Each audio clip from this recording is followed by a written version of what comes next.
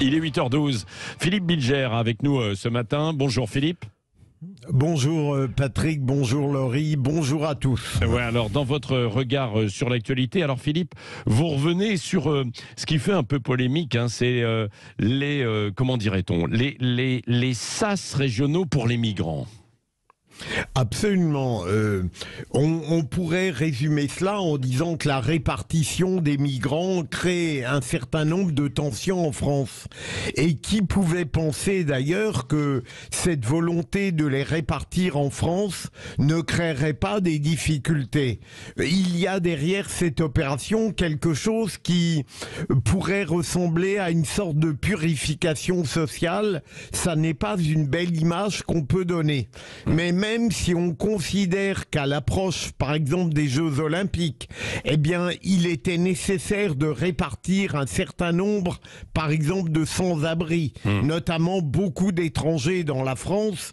Il y a des modalités qui ont été mises en œuvre qui inquiètent profondément les élus ruraux, notamment. C'est-à-dire qu'ils mettent en cause, au fond, la manière très verticale dont le pouvoir a imposé ses opérations dans une sorte d'improvisation et d'urgence qui les mettent eux mal à l'aise. Ils sont d'autant plus mal à l'aise que en réalité ils ont l'hostilité de certaines de leur population qui s'inquiètent devant l'afflux de ces populations, soit les sans-abri évidemment, soit les demandeurs d'asile ou des déboutés, et c'est un problème qui va s'amplifier.